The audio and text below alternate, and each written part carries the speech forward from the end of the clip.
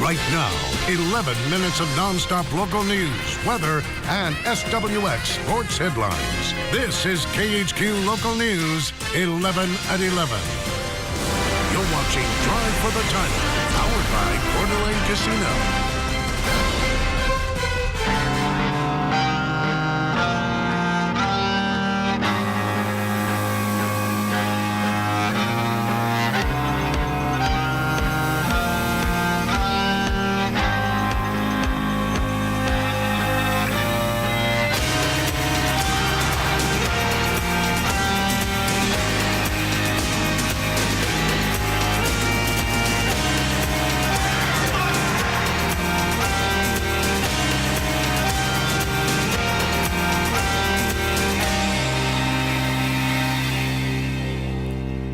It's heartbreak on the Gonzaga campus tonight. The Zags dropped their Sweet 16 matchup to the Florida State Seminoles 75-60.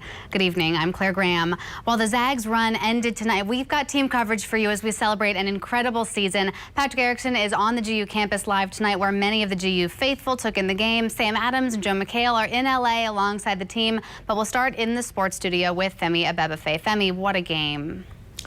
Yeah, Claire, a tough game for Gonzaga here, 75-60 the final. Now, going into the game, we talked a lot about some of the challenges that Florida State present, their size, their length, their athleticism, and it really came into fruition come tip-off because it was a game that was played at their pace. I could tell you about it, but how about I show you some more? But Gonzaga, they were dealt a blow early. Killian Tilly had to sit this one out as we get to the highlight with a hip injury he suffered in practice. So it was no Tilly from the start, and Florida State would start fast. But the Zags answer with a 15-0 run, tied 23 late in the first half. Perkins pulls up from deep and buries the three. Josh Perkins putting the Zags on top of the Seminoles. Go on another run to close the half. Brandon Allen from the baseline at the buzzer puts the Seminoles up 9 at the break. But this one was a game of runs, and Gonzaga tries to go on one of their own in the second. After trailing by 13, Zach Norvell Jr. cuts the lead to 7 with a triple of his own. The Bulldogs will cut the lead to 5. The Zags just couldn't handle Florida State's size tonight. A 6-point game. Rui Hachimura denied. Terrence Mann throws it down on the other end. 9 blocks for the Noles tonight. FSU up 8. Later in the half, Corey Kispert fighting to stay alive. The layup makes it a 4-point game, but it wasn't enough tonight.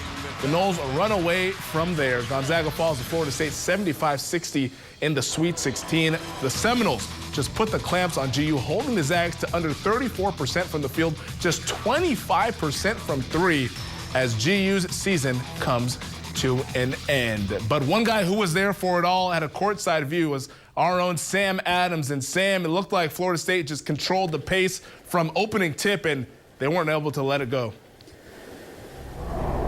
Yeah, Femi, and I think we all got a small taste of what Xavier got in round 2, the #1 seed in the tournament in the West. They got out because of Florida State, and Gonzaga got a dose of that tonight. Now, this is the 9th time I've been able to follow Gonzaga on the NCAA tournament, and unfortunately, the way the March Madness works, there's only one team that gets to win the final game of the season, and this is 9 years that I've covered this team that unfortunately have to go into that locker room after a loss. But luckily, we have seniors on this team, and we have a head coach who put it all in perspective, as both Mark Few and Silas Melson told us about what this season meant to them and all the accomplishments that they made, just a couple wins shy of a Final Four.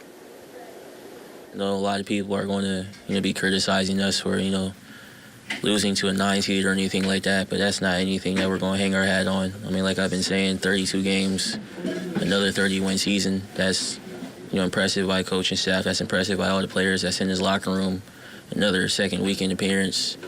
I mean, you can't ask for anything more out of a school from Spokane, Washington that nobody even knew about, in years past. So I'm very proud of all of us. And I think we won 16 or 17 straight games, and to incur the losses we incurred last year after the national championship, and to get another WCC championship, to get another tournament championship, to get to a Sweet 16 and be the only team to do that 4 straight times is, an amazing accomplishment. So I think that says it all.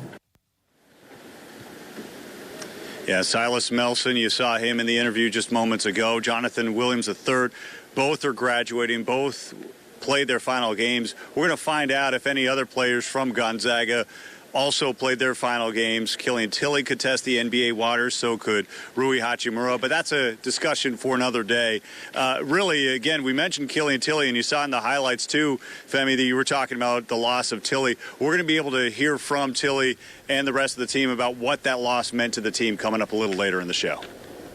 All right, thank you, Sam. We'll check in with you then. Plenty of Gonzaga fans made the trip to the Staples Center to watch their team take a shot at the Elite Eight. Let's head back over to L.A. with Joe McHale, who caught up with some of them after the game. Joe, good evening. Well, good evening, Femi. Yeah, there were a lot of long faces as the Staples Centers in Los Angeles got empty here tonight. This one really a tough one to swallow for the Gonzaga fans. They thought they had it in the bag, but you know, that's the thing about this tournament. What we've learned is that it is not guaranteed. This is the tournament for the underdogs and the upsets. And I did speak with some fans as they left Staples Center tonight. They did tell me they're just very proud of the way this team performed all season long.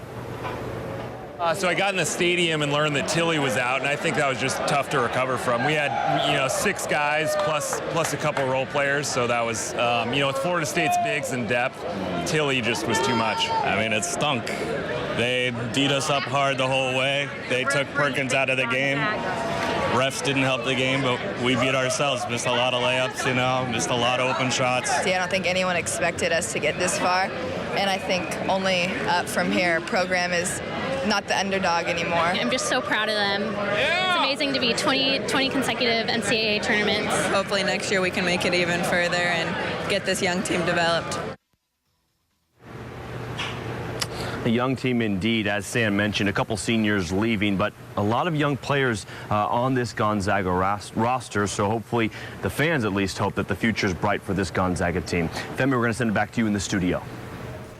All right, thank you, Joe. Yeah, nothing to hold your head on. Gonzaga making it to a 6-16 for the 4th straight season, but they fall tonight to Florida State, 75-60. Claire, back over to you. All right, Femi, thank you. Of course, this game had a lot of the Zag faithful on the edge of their seats the whole time, including Patrick Erickson. He was at the Gonzaga campus tonight watching the game with students. Patrick, how are they taking the loss?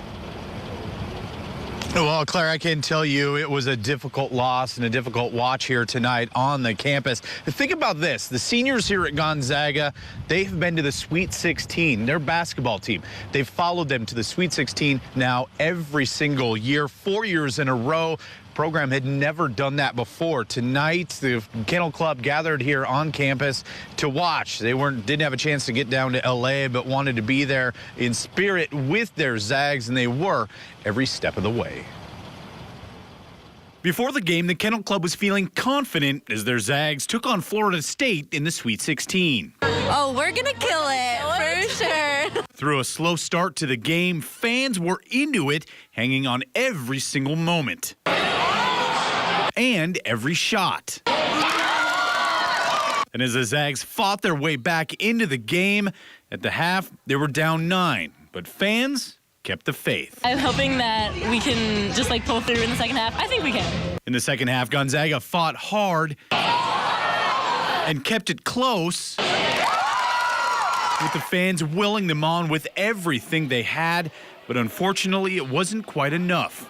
After the game, students I talked to were proud of their Bulldogs and the season they had. They've done really well up until now, and they just brought so much fun and happiness to Gonzaga. So I mean, I gotta thank them for that.